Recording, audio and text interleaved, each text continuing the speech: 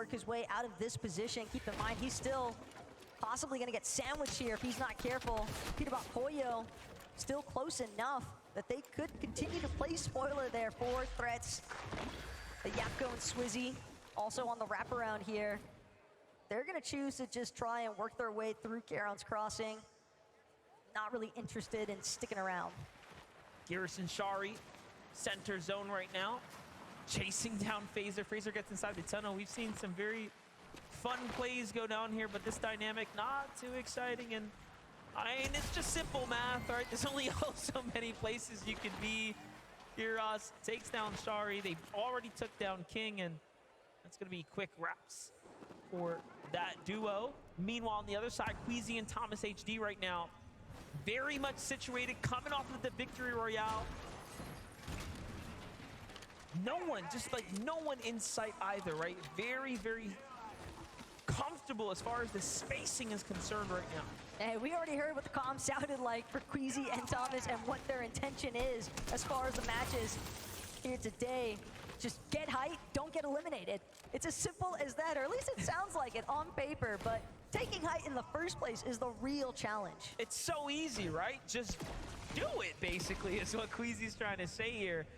Keep the mentality locked in, and they do just that. And honestly, I think the more important insight, how much he depends and relies on Thomas HD, knowing that, hey, Surge, we got it covered. I have one of the best duelists, right? Like in the game right here, in the world.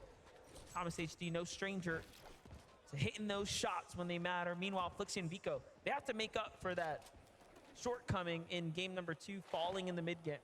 Yeah, and it's all going to pop off here yet again by the Forecast Tower. One that's situated in between Reckless Railway, Mount Olympus, and realistically, Bryce Bolts, you have to keep in mind, Ifanaz in their backyard, and that's exactly what they're after. They find Job and Michael trying to just sneak around the low ground, but it's not going to work this time as Bolts and Bryce find their first elimination. That's a nice amount of surge damage as well, so they can afford now to stay engaged in this fight for the Forecast Tower in comparison to maybe Vico, Flixie, depending on what their search tags might look like. Yeah, and you know, Job and Michael had that strategy. They were to come in with this surprise contest, and it just seems like things are a little difficult for them. But Swizzy and Jocko, right, talking about coming over insurmountable difficulties just to make it this far. Swizzy finding his footing here. He's gonna take down Ping and Walks. Just one of the two for now, but still, elimination starting to fall their way. These are critical points now for the tournament standings. On the other side, Clix and Vino make it out of the drop. And now they're on their way to the north side of the zone here. Still cold, so dangerous on the outskirts here. Cold, making sure to just use the natural terrain, keep himself as concealed as possible. But again, Clix and Vino are more than aware of just how much attention the Forecast Tower is bound to draw towards them and their initial rotates, but it seems as if Veno and Clix were a little bit more fixated on trying to deal with Shari, Kiros, but now having to look back because of the tags that came into play from Fold and Acorn, and Sherry probably a little bit happy about having some of that pressure alleviated temporarily.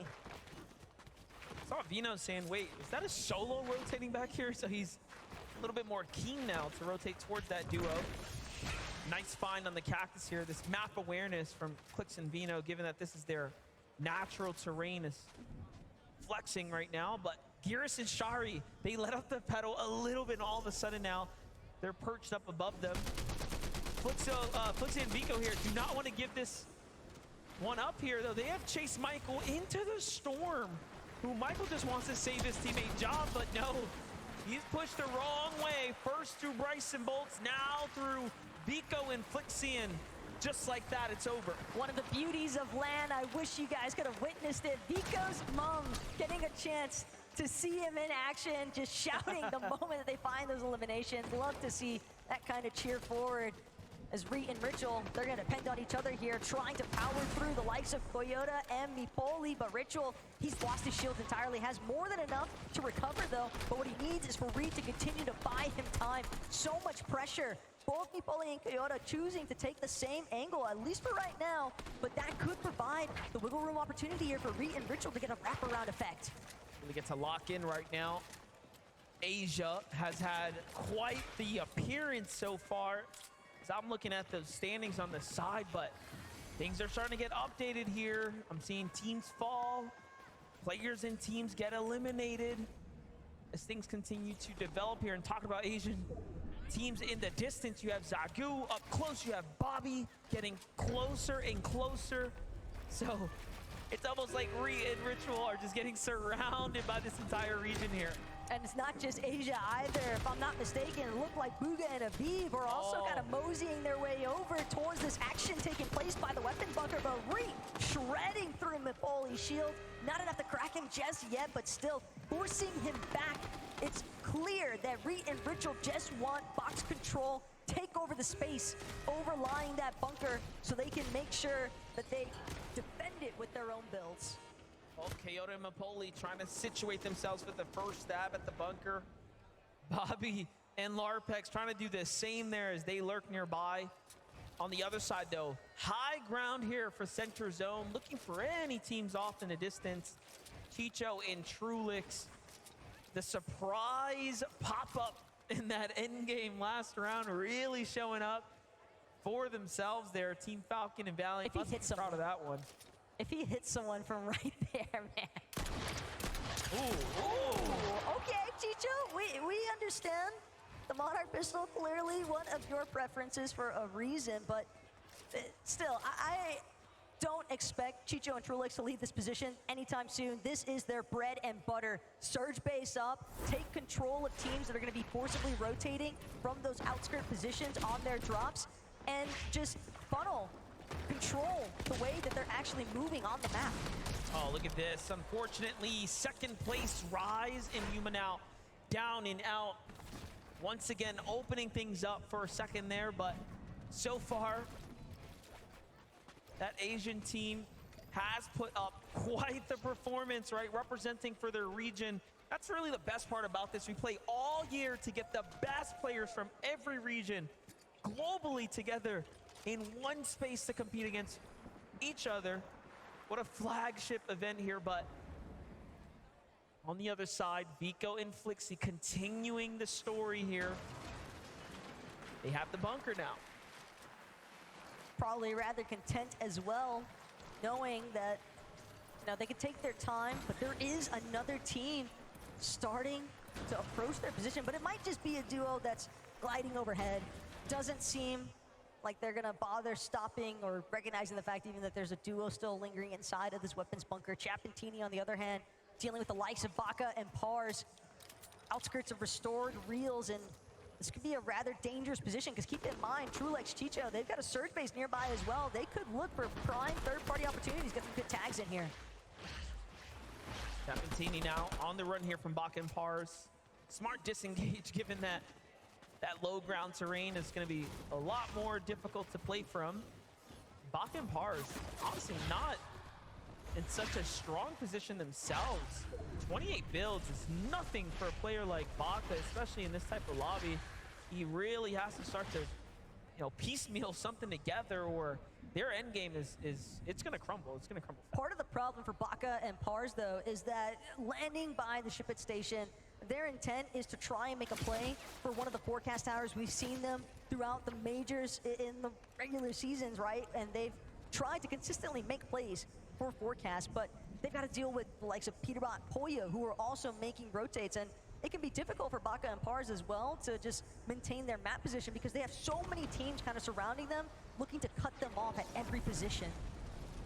Although it's only game 3, I do want to hit the VODs and see what's going on with Batman, Bugha, and Rapid there, as they haven't quite really popped off up to the expectations. But hold up, Rift Island now officially secured by Baka and Pars. This is honestly a very, very good pickup here if they, of course, can get the loot, but an elimination would be even better. Teeny gets hurt in the process here. Chap secures the high position here in defense for his teammate. Singles out Baka. Baka down to just wood builds. They need to get some of the outskirts here. And already Chap and Teeny secure the center of course, what will be the cache, right? All the loot that's gonna go ahead and spawn out of that. capture point could be a really big advantage here for Chapentini as well. Bakapars recognize more than anything else, they need to try and rebuild their material count. Granted, Rift Island can definitely provide, at the very least, ample amounts of brick, but that's only if they're not disturbed in the process. And seemed as if there are a couple more duos trying to make their way toward top of the Rift Island. Venom Clicks also still hanging out inside of the storm. Comes as no surprise, though, really, when you consider the fact they like to stick in the storm a little bit longer than some of these other teams. They're usually pretty consistent about getting those surge attack damages, but they can also be very dependent on the vending machine to accrue the heals to make sure that they can afford this time inside Storm. Vending machine makes a massive difference. Bunkers make a massive difference as well as far as having the heals to string together a strategy like this. Cammy and Seti clearly have a stronghold on their area. They're playing deep into the storm, and this is, again, a team that is no stranger to staying in the storm on these invitationals, on these LAN events, right? Like, we've seen it happen every single time. They almost welcome the storm, right? To stay away from the other opponents there. Cammy and Seti, they were probably cheesing the moment that they found out the hover jets wouldn't be an option for players, because everyone knows, historically speaking, they perform incredibly well, if not possibly even best, during these no mobility or low mobility metas.